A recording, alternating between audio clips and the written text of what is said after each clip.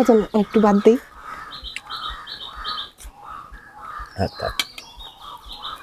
এই তরকারিটা একটু দেই।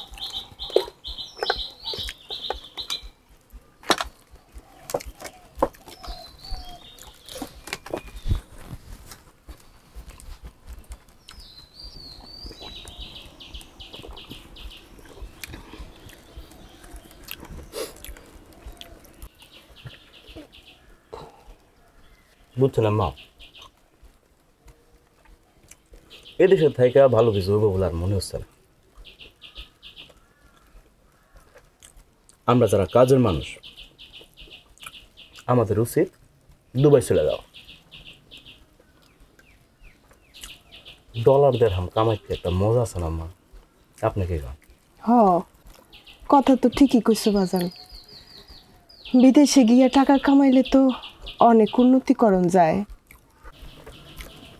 আমিও চিন্তা করছি আম্মা, দুবাই যাবো না, দেশে আর থাকবো না।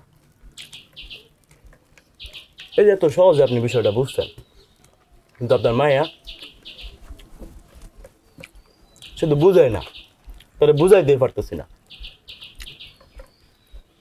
আমার বন্ধু কলিম 7 বছর ধরে দুবাই থাকে, রং মিস্ত্রির কাজ করে, গ্রামে 2 বিঘা জমি কিনছে, বাড়ি করছে 2 তলা পাকা বাড়ি, আর আমি এখনো বাতি খাইতেছি। পানি কেন তো?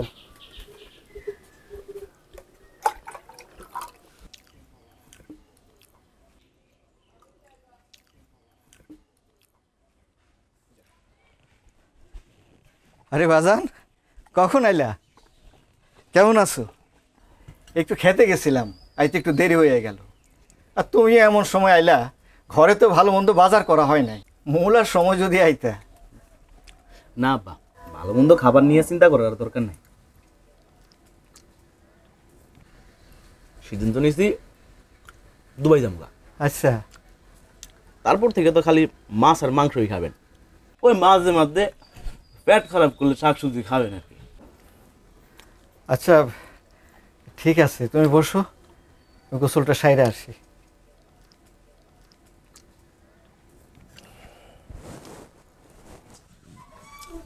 আর একটু বাদ দেই বাজান। না মা, মেলা খাইছি।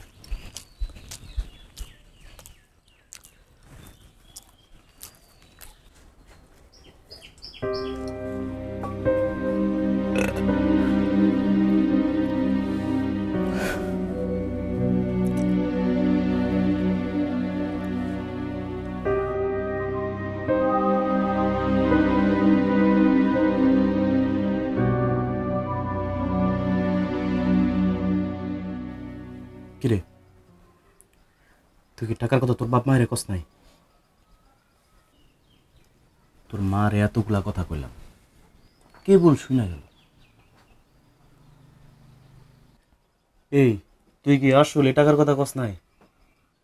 চুপ হয়ে আসস কা? কেমনে কমো কন? আর কোন মুখে কমু? আমার বিয়ের সময় যে কর্জগুলো নিয়েছিল ওগুলো এখনো শোধ করতে পারে নাই। এই সময় আবার তারে আমি টাকার কথা কেমনে কমু? আপনি কি পাগল হইছেন? হ, পাগল হয়েছে। আর পাগল হয়েছে বলে মাত্র 2 লাখ টাকা চাইছি। তোর বাপের যে চাষের জমিটা আছে ওইটা বেচে দিতে হবে। ওইটা বেচে দিলে কমপক্ষে 5 লাখ টাকা পাওয়া যাবে। আর আমি দুবাই গেলে এরকম 10খানা জমি আমি কিনা দেব। বাজানের একমাত্র চাষের জমি, ওইটা দিয়েই তো তাদের সংসার চলে। এখন যদি ওইটা বেচে দিই, বাপ মাই খাইব কি? ও হো হো হো হো, তোর তো দেখি আমার থেকে তোর আব্বা আম্মার জন্য বেশি দরদ। এতই যখন দরদ, তাহলে এইখানেই থেকে যাও। টাকা নিয়ে যদি আসতে পারস তাহলে আসিস, আমি গেলাম।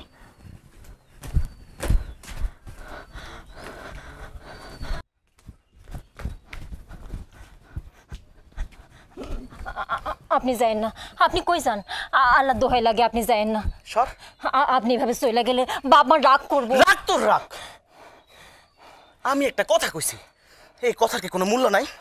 আপনি একটু শান্ত হন, এভাবে এভাবে রাগ করেন না। আম্মাজান, আমি দুবাই যাব, আমার 2 লাখ টাকা লাগবে, আর টাকা দিতে না পারলে আপনার ঘুমাইয়া আপনার ঘরে রাখেন। ও বাজান, কি কও তুমি? আমগো অবস্থাটা একটু ভাইবা দেখো। এত টাকা আমি কই পামু? টাকা কই পাইবেন এটা তো আমার দেখার বিষয় না। বুদ্ধি থাকলে জমি বেচে টাকা দেন। টাকা নিয়ে তো আমি জলে ফেলাইতেছি না, দুবাই যাইতেছি। আর দুবাই থেকে টাকা পাঠাইলে এই টাকা খাইবো কে? আপনার মায়েই তো খাবো। আপনাকে মায়ের ভালা কি আপনারা চান না? মাইয়ার ভালা চাইব না কোন বাপ মায়? কিন্তু বাবা, কথা হইতেছে হুট কইরা কইলা তো, আমাকে তো একটু হাত টান আছে। তুমি আমাকে একটু সময় দাও, দেখি কি কোন যায়। ঠিক আছে, সময় আমি দিতে পারি। টাকা দিতে যতদিন লাগবো আপনার ঘুমাইয়া আপনারও এনে থাকবো। টাকা নিয়ে যেদিন আসতে পারবো সেদিনই আমাদের বাড়িতে যাবো। সব কিছু কি আপনার কথা মতো হইব? আপনার চাওয়া, আপনার শর্ত। আম্মা, আব্বা, আপনাদেরকে কোনো টাকা দেওয়ান লাগবো না। উনি এই টাকার জন্য গত কয়েকটা মাস আমার উপর কী পরিমাণ যে নির্যাতন করছে, আপনারা কষ্ট পাইবেন বলে আমি আপনাদেরকে কিছু কই নাই। আমি যেমন আছি ভালো আছি, লাগবো না আমার দুবাইয়ের টাকা। বাবা বাবা বা, কথাই তো একেবারে সোলেমানি ধার চলে আসছে। টাকাই যখন দিতে পারবা না, তাহলে তোমার রেখে লাভ কি? ছেড়ে দিমু একেবারে। আচ্ছা, এই কথা আপনার যা ইচ্ছা করবেন করেন, আমিও বসে থাকুম না। আমি যামু কোর্টে, বিচার দিমু আপনার নামে। কই যাবি? কোর্টে গেছস কোনো দিন? রাস্তা চিনাস? কোর্টে গেলে কয় টাকা খরচ হয় জানোস? লাখ টাকা লাগে, লাখ টাকা। আমারে দেওয়ার টাকা নাই, আবার যাইব কোর্টে। তুই আমার টাকা না দিয়ে কেমনে থাকস সেটা আমি দেখব। আম্মা যান, আব্বা যান, আমি গেলাম।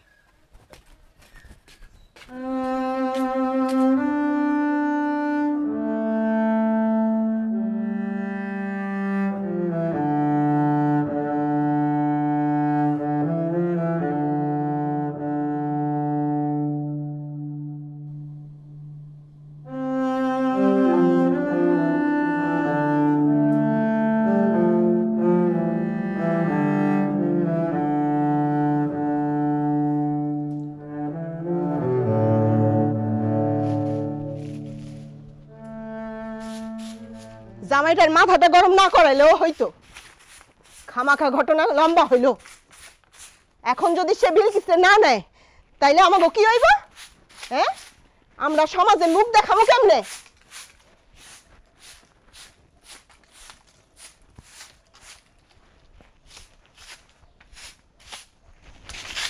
ও মা, তুই যে কোর্টে যাবি কইলি, আমরা তো এসবের কিচ্ছু জানি না। কেমনি কি করতে হয় তাও বুঝি না। সবচেয়ে বড় কথা হইল, এই কোর্ট কাছারি করতে গেলে মেলা টাকা পয়সা লাগে। অত টাকা তো নাই আমাকে। আপনি বৈশা বৈশা আমার এটাতে তাল দিতেছেন কেন? লাগবো না কোর্ট কাছারি করার। জামাইটারে ঠান্ডা মাথায় বুঝান, যেন একটা বছর আমগরে সময় দেয়, এই 1 বছরে আমরা টাকা দিয়া দিব। আম্মা, যৌতুক নিয়ে সংসার করার আমার কোনো ইচ্ছা নেই। সংসার যদি করতে হয় আমি সুন্দরভাবেই করুম। হ, তুই যে কইলি কোর্টে যাবি, সেটা কি সুন্দর হইব? সুন্দর কেন থাকবো না? একটা অন্যায় হইব, এটার জন্য আমরা বিচার চাইতে পারুম না? শোন মা, মনে সাহস রাখ, আমি তোরে কোর্টে নিয়ে যাবো। আরে কোর্টে কোনোদিন যাই না, তুই কি হয়েছে? আমি যাইয়া খোঁজ খবর নিয়ে দেখি কি করা যায়।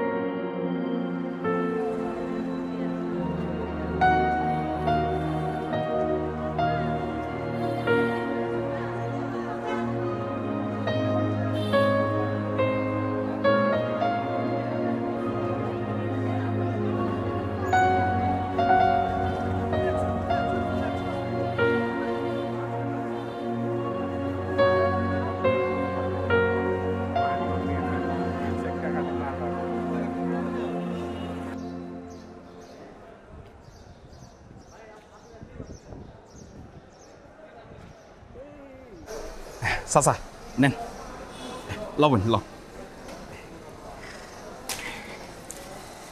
চাচা এতক্ষণ যে আপনি আপনার মেয়ে জামাইয়ের ঘটনা আমারে কইলেন জজ সাহেব কি করবো হেডে আমি জানি না, কিন্তু আমি হলে কি করতাম জানেন? 5 বছরের জেল দিতাম।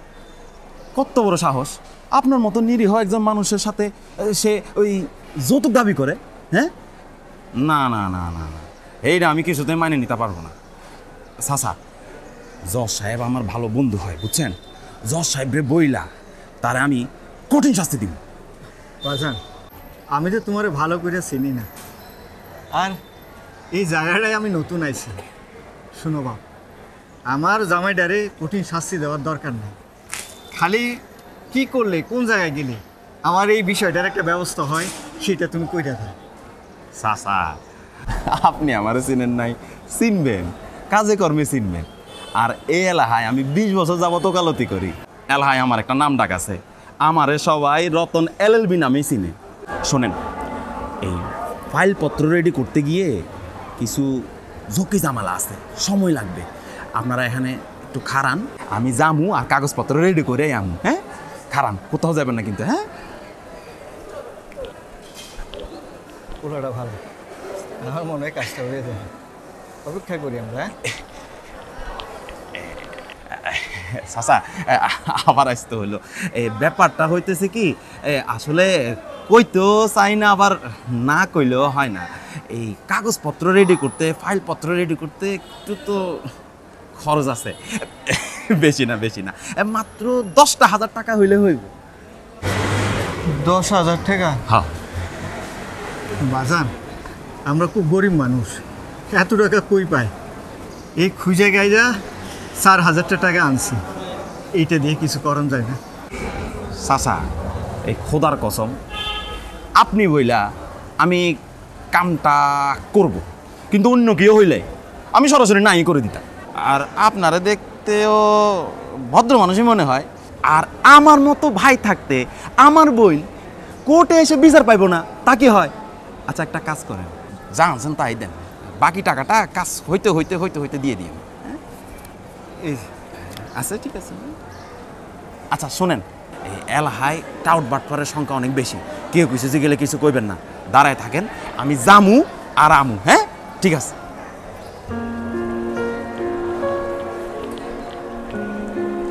যাক, আমার মনে একটা ব্যবস্থা হলো, ওরা অপেক্ষা করে। হ্যাঁ, তো চিন্তা করিস না।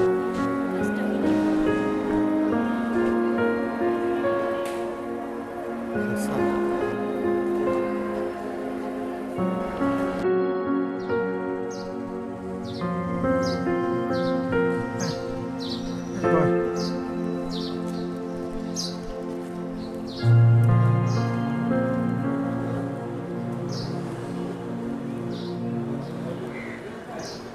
আব্বা, হ্যাঁ, রতন ভাই কই? 1 ঘন্টা তো পার হয়ে গেছে অনেক আগে, তারা তো কোথাও খুঁজে পাওয়া যাইতেছে না। তা তো ঠিক, কিছুই তো বুঝতে পারতেছি না। পোলাটা আমাকে ধোকা দিল নাকি? হ্যাঁ হ্যাঁ রে, টাকা পয়সা তো সব দিয়ে দিছি। হ্যাঁ হ্যাঁ, এখন আমি কি করব? তো তুমি একটু এখানে বসো, আমি একটু তারা খুঁজে দেখি। আচ্ছা। তুমি বসো।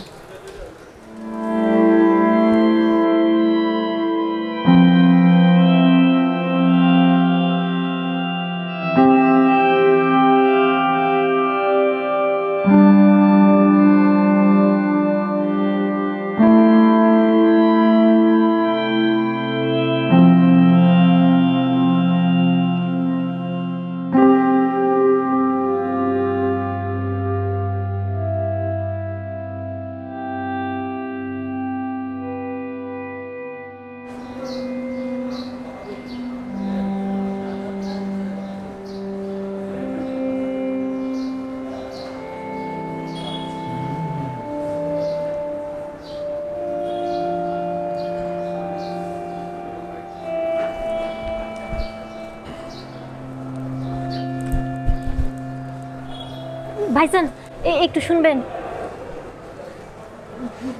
ভাইজান আপনি রতন ভাইরে চেনেন? ওই যে কোর্টের কাগজপত্র রেডি করে দেয়। রতন সে কি কোনো উকিল? তা তো জানি না ভাইজান, আমরা একটা বিপদে পড়ে এখানে আসছি। সে আমাদেরকে কাগজপত্র রেডি করে দেবা বইলা 4,000 টাকা নিছে। সে 1 ঘন্টা পর আইব কইছে, কিন্তু এখন তো 2 ঘন্টা হইয়া গেল, তার খুঁজে পাওয়া যাইতেছে না। বুঝেছি, আপনারা একজন বাটপারে খপ্পরে পড়েছেন। চিন্তা করবেন না, আমি একজন সাংবাদিক। আপনাদের কি হয়েছে আমাকে খুলে বলেন, আমি আমার যথাসাধ্য চেষ্টা করব আপনাদের সহযোগিতা করার। ভাইজান, আমার জামাই বিদেশ যাইব বইলা আমার বাপ মায়ের টাকার জন্য জোরাজোরি করতেছে। আমার আব্বা তো কৃষিকাজ করে, 2 লক্ষ টাকা কই পাইব কন্ত? সে আমার তো কইয়া দিছে টাকা না দিলে সে আমার আর ঘরে তুলে লইব না। এখন এই বিপদে আমরা কি করতে পারি কন্ত?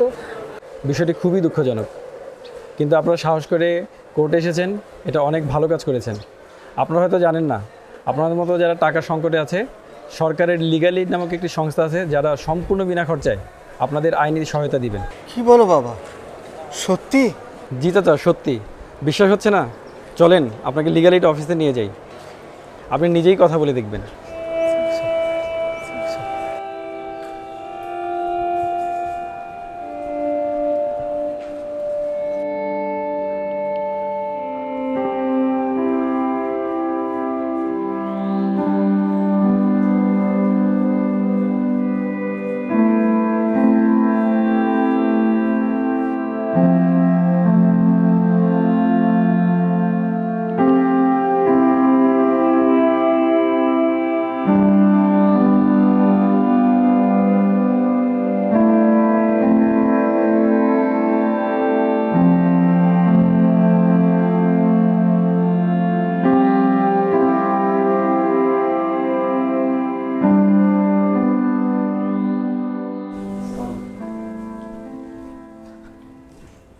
আসসালামু আলাইকুম। ওয়ালাইকুম আসসালাম। বসেন। কি সমস্যা বলুন তো? বাবা, আমার মায়া বিলকিস, ওরে বিয়ে দিছি 1 বছর হয়। আচ্ছা, অনেক কষ্ট করে বিয়ে দিছি। এখন জামাইয়ের কি মনে ধরছে বিদেশ যাইব, আমার কাছে 2 লক্ষ টাকা চাই। আমি চাষবাস করে সংসার চালাই, এত টাকা আমি কই পাই? স্যার, আমার স্বামীরে অনেক বোঝানোর চেষ্টা করেও আমরা পারি নাই। সে তো বইলাই গেছে যে টাকা না দিলে সে আমার আর ঘরে তুলে নিব না। এখন এই অবস্থায় আমরা কি করি স্যার? আপনি একটু আমাদের সমাধান করে দেন স্যার। আমার কোনো টাকা পয়সা নেই, নিচে এক দুষ্ট লোকের খপ্পরে পইরা যা টাকা ছিল সব হারাই দিছি, 1 টাকাও নাই। টাকা পয়সা চিন্তা করতে হবে না, আপনারা সঠিক জায়গায় এসেছেন। এখানে কোনো টাকা পয়সা লাগে না, এখানে যা টাকা পয়সা খরচ হয় সব কিছু সরকার বহন করে থাকে। সত্যি স্যার? কোনো টাকা পয়সা লাগবে না? না, কোনো টাকা লাগবে না। আমার তো বিশ্বাসই হইতেছে না। যেহেতু ওনার হাজব্যান্ড যৌতুক চেয়েছে, আপনারা তো সংসার করতে চান। যৌতুক না নিয়ে যদি আমরা ঘরে তুলে নেই, তাইলে আমি সংসার করতে চাই। এখন আইনি প্রসিডিওর আছে, একটা কোর্টে মামলা দায়ের করা। এই মামলা করার জন্য যত খরচ হবে সব কিছু সরকারি বহন করবে, লিগেল অফিস থেকে বহন করা হবে। আইনজীবীর কোনো টাকা আপনাদের দিতে হবে না। আরেকটা হচ্ছে, যেহেতু সংসার বিয়ে করেছে, সংসার করবে, একটা আপোষের মাধ্যমে একটা সমাধান করা যায়। এখন আপনারা কোনটা চান? স্যার, আমরা কোনো মামলা চাই না, আমরা আপোষই চাই। আপনারা যেহেতু আপোষ চান, তাহলে আমরা একটা নেক্সট ডেটে একটা মীমাংসা সভার আয়োজন করি। এর জন্য আমরা আপনারা একটা অনলাইনে আবেদন ফর্ম পূরণ করবেন। অনলাইনের মাধ্যমে তার কাছে একটা মেসেজ যাবে, এই মেসেজের দিন আমরা একটা ডেট দিব। ওই ডেটে আপনারাও আসবেন, ও আসবে। আসার পর আমরা একটা মীমাংসা সভা করে আপনারা আপোষ করার চেষ্টা করব।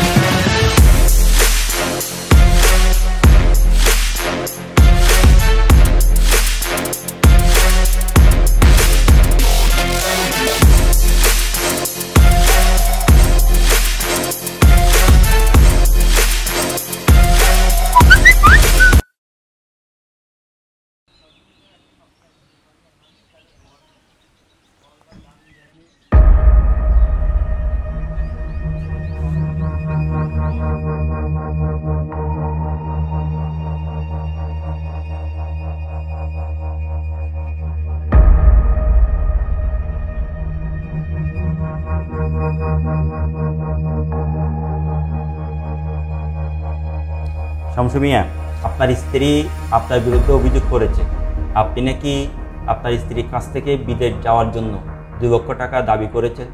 যদি 2 লক্ষ টাকা দিতে না পারে তার সাথে সংসার করবেন না মর্মে হুমকি দিয়েছেন, এটা কি সত্য? জি স্যার, সত্যি। আপনি কি জানেন যৌতুক চাওয়াটা একটা অপরাধ? না স্যার। যৌতুক নিরোধ আইন 2018 অনুযায়ী আপনি যৌতুক চেয়েছেন, সেটা যদি প্রমাণিত হয় তাহলে আপনার সর্বোচ্চ 5 বছর পর্যন্ত শাস্তি হবে। আপনার স্ত্রী যদি আপনার বিরুদ্ধে আমাদের মাধ্যমে সম্পূর্ণ বিনা খরচায় মামলা করত তাহলে আপনার এই শাস্তি পেতে হতো। কি বলেন স্যার? সম্পূর্ণ বিনা খরচে মামলা করা যেত? এটা তো আমি জানতাম না। হ্যাঁ, সম্পূর্ণ বিনা খরচায় মামলা করা যাবে।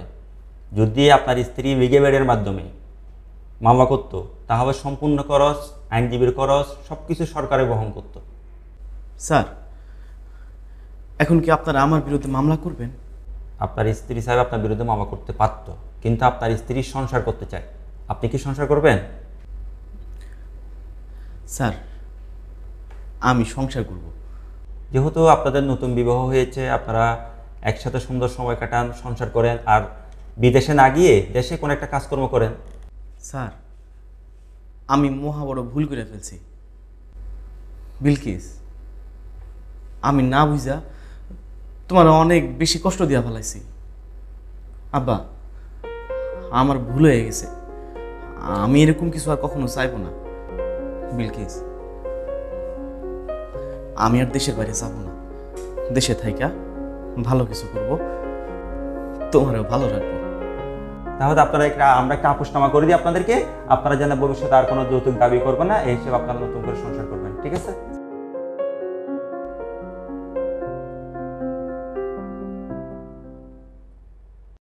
গণপ্রজাতন্ত্রী বাংলাদেশের সংবিধানের ২৭ অনুচ্ছেদে বলা হয়েছে সকলে আইনের দৃষ্টিতে সমান এবং আইনের সমান আশ্রয় লাভের অধিকারী।